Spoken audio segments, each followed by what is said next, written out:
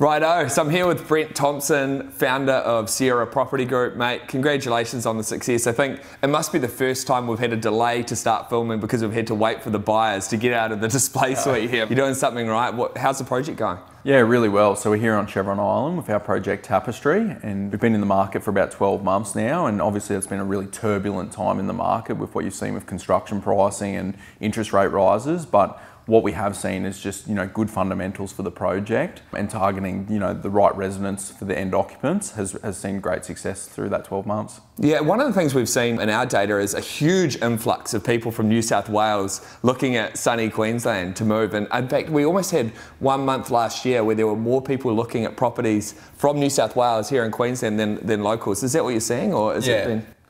Definitely interstate migration is playing out on the ground, so both New South Wales and Victoria. And what we're seeing is not just out of the capital cities, there's a lot of regional spots as well. So we're seeing purchasers, owner-occupiers who are just looking for that lifestyle change, who are moving out of regional New South Wales and Victoria up to the Gold Coast. And that can be because they've holidayed here over the years and they love the place. They're looking for different weather and different lifestyle. And certainly that's in abundance on the Gold Coast. So you've got a ton of experience. Obviously you started in Brisbane, now in the Gold Coast. What's the difference in terms of developing product for those different markets, and how do the audiences differ? Yeah, so that decision for us as a business happened in 2020. We were really looking for a place that we could do larger scale projects, but still catering for the same buyers that we've always delivered for, which were your owner-occupiers, often local owner-occupiers that are looking to downsize or lifestyle change. And so the Gold Coast just has so much beautiful amenity, natural and created lifestyle, cafes. We're here on Chevron Island. We've got Hotter, the home of the arts precinct, and we're just a short walk into Surfers Paradise. So the Gold Coast was just a natural fit for what we've always done as a business, but it enables us to do it at a larger scale, which is really exciting as a business and has proven to be really successful to date. And so when you're kind of working with a buyer, or your sales team's working with a buyer, and someone from Brisbane looking at the it's more medium density, is that right? Yep. Versus the buyer from, looking at the Gold Coast and maybe higher density, is the decision-making process different, or is it similar? Or? I think we'll touch on this a lot. The fundamentals are often the same, whether you're doing property Brisbane, Gold Coast, Sydney, Melbourne, it really does come down to design. So the design of the individual apartment, as well as the design of the overall complex, the amenity that's on offer and the lifestyle that's on offer within those buildings. So I think the fundamentals are the same. I think what is different on the Gold Coast is the buyers expect that higher density. You've got a lot of tourist-driven development that's happened over the years of high density and larger apartment buildings. So a boutique apartment on the Gold Coast is still, 100, 120 apartments, whereas in Brisbane that might be more 40 or 60. So one of obviously the big thing that the property development market's talking about in Queensland, and everywhere else, but particularly in Queensland, is really about construction costs. Have projects got builders, and are they really going to get off the ground? I think Tapestry, am I right in thinking you've got a builder appointed for that one? Yeah, so construction has no doubt been a massive challenge for everybody. I think across the whole country it's been a challenge, but Queensland certainly suffered probably the most. And we've seen that from supply chain disruptions through to labour shortages, and it certainly hasn't eased off completely here in Queensland. And we have a very limited pool of builders that have the capacity to be able to build projects like Tapestry. And so to date, we've built all of our projects. So Siera's always been both builder and developer.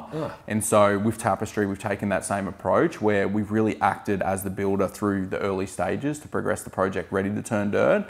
And we're just at that critical point whether we make the decision to see that construction all the way through to completion as Siera, or whether we engage an external builder. So we're just right at that decision-making process at the moment, which is really exciting as a business and for the project. I mean, I can see that giving buyers confidence as well, where it's like at the end of the day, if you guys can actually build the thing, and whether you choose to at the end of the day is a separate thing, but it's kind of nice, I guess, for the buyer in terms of having that assurance that the project's going to get out of the ground and it's going to go forth and it's going to have, something that you guys are proud of stamped on it, Yeah, and it's certainly a risk mitigation because we have that in-house experience. So, there's been a lot of builders that haven't seen the finish line on projects. So we've certainly got that ability, even if we did engage an external builder, to step in and see it through. Plus we can always play that superintendent role where we're overseeing the construction and we understand how that's supposed to come together.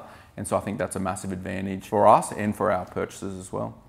And earlier in the interview you mentioned about the design kind of being a really important part of kind of the overall value prop for Siera. Do you guys do that internally, or do you have partners, and how do you kind of think about the approach with the design? Yeah, so certainly we have an external architect that's designed Tapestry, which is BDA, who are an amazing Gold Coast architect firm.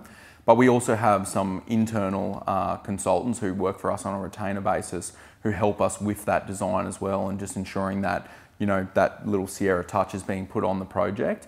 And then being pretty hands-on myself, I'm heavily involved in, I guess, the design of the individual apartments as well as the overall scheme for the development.